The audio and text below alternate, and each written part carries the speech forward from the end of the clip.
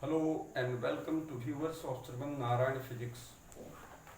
My dear respective viewers, today in this video program I am going to discuss to you people about a cell. What is cell and what is EMF of a cell, and also I will discuss the internal resistance of a cell. प्यारे बच्चों, आज के इस video कार्यक्रम में हम एक cell के बारे में जानेंगे। एक सेल क्या होता है और एक सेल की ईएमएफ का क्या मतलब है, उसका क्या अर्थ है। उतना ही नहीं, सेल का जो रेजिस्टेंस होता है, जिसे हम इंटरनल रेजिस्टेंस के बारे में, इंटरनल रेजिस्टेंस के नाम से जानते हैं, उसके बारे में डिस्कस करेंगे। So let us start. Firstly I would like to define cell in a very simple way. We say that a cell is a device or a cell is that which converts chemical energy into electrical energy. सबसे सामान्य शब्दों में अगर एक cell के बारे में कहा जाए तो हम ये कहते हैं कि एक सेल व्यवस्था है जो करता क्या है, केमिकल एनर्जी को इलेक्ट्रिकल एनर्जी में कन्वर्ट करता है। दूसरी बात, सेल के संदर्भ में हम ये भी कहते हैं कि यदि हमारे पास कोई सर्किट हो जिसमें सर्किट एलिमेंट्स लगे हुए हों, और यदि उस सर्किट एलिमेंट्स से होकर या उस सर्किट से होकर के एक हमें करंट फ्लो कराना है, तो सेल वह व्यवस्था है जिसके माध्यम से उस सर्किट में एक करंट का फ्लो मेंटेन कर सकते हैं। इस तरह से हम ये भी कह सकते हैं, a cell is that which maintains a current in a circuit. Now the symbol of a cell, in fact, to represent a cell, we draw two parallel lines. You can see one bigger and other shorter. एक cell को represent करने के लिए हम दो parallel lines खींचते हैं, जिसमें एक लाइन बड़ा होता है और दूसरा जो लाइन होता है छोटा होता है। तुम देख सकते हो, ये जो बड़ा लाइन है इसको हम लोग पॉजिटिव टर्मिनल के नाम से जानते हैं, और ये जो शॉर्टर लाइन है इसको negative terminal of the cell कहते हैं। हमेशा इस बात को ध्यान रखा जाए कि किसी भी सेल का जो पॉजिटिव टर्मिनल होता है, it is maintained at higher potential, अर्थात यह हमेशा ही हायर पोटेंशियल पर होता है, और जो शॉर्टर लाइन होता है, जो नेगेटिव टर्मिनल होता है, वह हमेशा ही लोअर पोटेंशियल पर होता है। हम कहते हैं कि जो लोअर वैल्यू होती है 0 वोल्ट होता है, अर्थात सेल की जो नेगेटिव टर्मिनल की पोटेंशियल होती है उसकी वैल्यू 0 के बराबर होती है। अब हम एक सेल के ईएमएफ के बारे में डिस्कस करना चाहते हैं। वास्तव में ईएमएफ, जिसका अर्थ होता है electromotive force, EMF stands for electromotive force. अब ये जो शब्द है इलेक्ट्रोमोटिव फोर्स, चूंकि अगर हम ये कहें तो इसमें लास्ट में फोर्स जैसा शब्द जुड़ा हुआ है। बहुत सारे स्टूडेंट्स के दिमाग में ये कंफ्यूजन क्रिएट हो सकता है कि चूंकि लास्ट में फोर्स लगा है तो क्या यह एक फोर्स है। वास्तव में ये जो ईएमएफ है, जिसे हम इलेक्ट्रोमोटिव फोर्स के नाम से जानते हैं, इसे एक सेल के संदर्भ में ही परिभाषित किया जाता है। Always remember this term show called EMF which stands for electromotive force is defined for a cell. So in what way we define EMF of a cell. किसी भी सेल के ईएमएफ के बारे में हम ये कहते हैं, यदि कोई सेल जिसको हमने सर्किट में जोड़ भी दिया है, मान लेते हैं कोई सेल है उसको सर्किट में जोड़ा हुआ है, यदि स्विच ऑफ है यानी सेल से कोई भी करंट नहीं ली जा रही है, so in that very situation when no current is drawn from the cell, then the potential difference between positive and negative terminals of the cell is called its EMF। यानी यदि किसी सेल से हम कोई करंट नहीं ले रहे हों, उस स्थिति में सेल की जो पॉजिटिव और नेगेटिव टर्मिनल्स होते हैं उनके बीच जो पोटेंशियल डिफरेंस डेवलप होता है उसी को हम लोग सेल का ईएमएफ कहते हैं। जितने भी सेल हमारे पास उपलब्ध हैं हर सेल में लिखा रहता है ईएमएफ और उसकी वैल्यू दी हुई रहती है। अगर बाजार से हम एक पेंसिल सेल खरीद करके लाते हैं तो उस पर भी लिखा रहता है EMF equal to 1.5 volt। Now here I want to clarify that why this word force is written।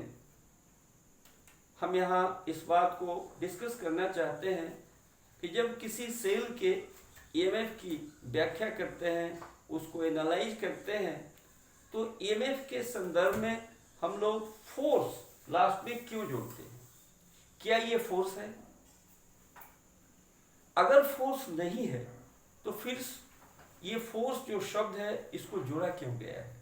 और यदि ये फोर्स है तो फोर्स का यूनिट न्यूटन होता है, और इसलिए उस बात को ध्यान में रखते हुए हम ये कह सकते हैं कि इलेक्ट्रोमोटिव फोर्स का ऐसा यूनिट न्यूटन होना चाहिए। लेकिन मैं ये कह रहा हूं कि सेल के पॉजिटिव और नेगेटिव दोनों टर्मिनल्स के बीच का ये पोटेंशियल डिफरेंस है, और जैसा कि तुम जानते हो पोटेंशियल डिफरेंस की ऐसा यूनिट वोल्ट होती है।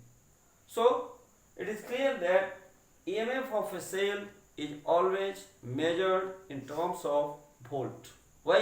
Because it is the potential difference। Now this question can be created in your mind, then why force is used।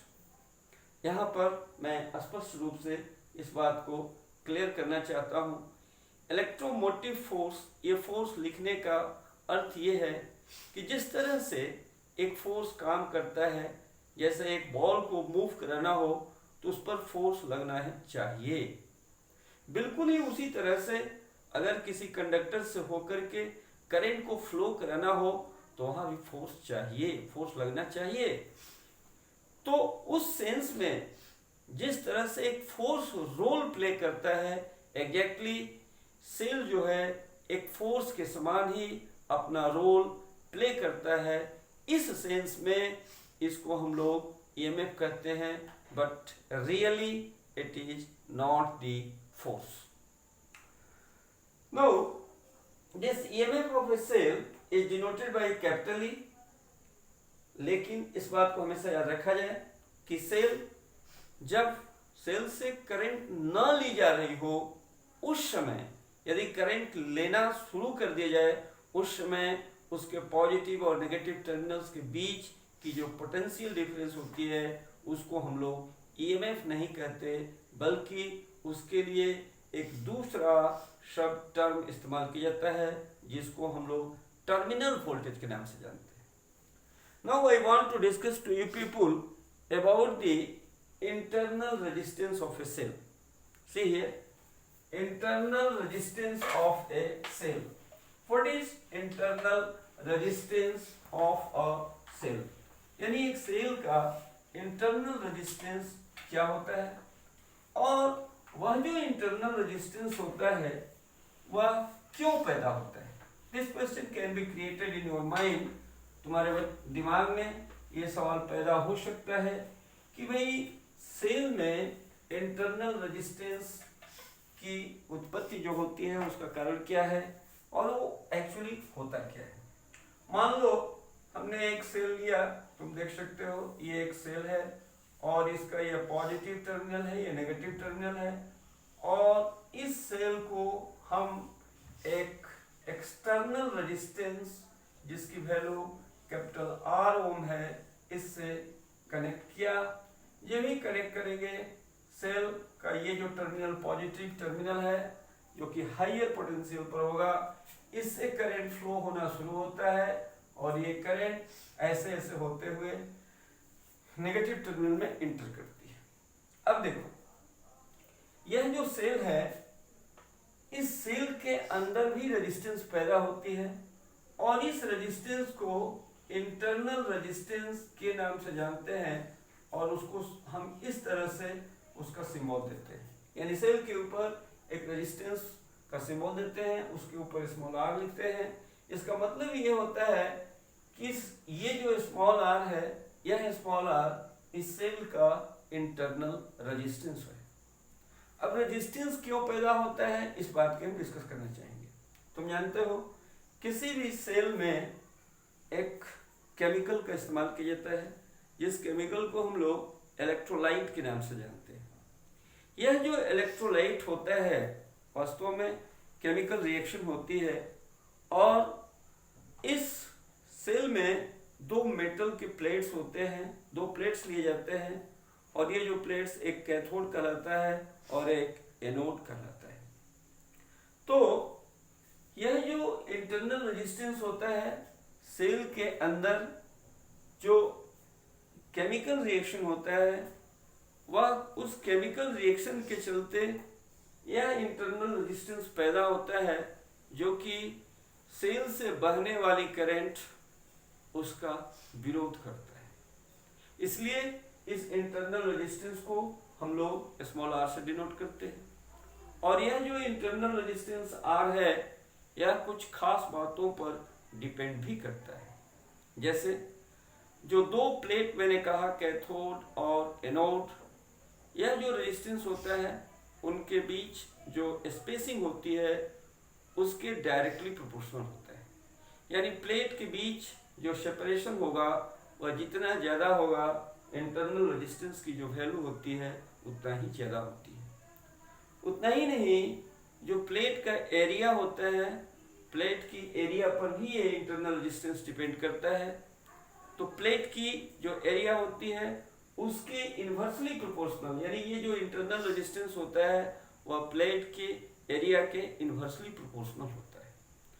इतना ही नहीं, जिस इलेक्ट्रोलाइट को हम लोग सेल में यूज करते हैं उसके कंसंट्रेशन पर भी यह इंटरनल रेजिस्टेंस डिपेंड करता है। इस तरह से आज की इस वीडियो कार्यक्रम में तुम लोगों को हमने जो बात सिखाई वह सेल क्या होता है, सेल का ईएमएफ क्या होता है और सेल का इंटरनल रेजिस्टेंस क्या होता है। वह इंटरनल रेजिस्टेंस किन किन बातों पर डिपेंड करता है, इन सारी तथ्यों की जानकारी तुमको हमने दी। इस तरह से आज की इस वीडियो कार्यक्रम का मैं समाप्त कर रहा हूँ और इससे पहले मैं कहना चाहूँगा कि इस वीडियो को आप अपने फ्रेंड्स के बीच शेयर करें और इसे सब्सक्राइब करें ताकि लोग इससे लाभ उठा सकें। Okay, thanks.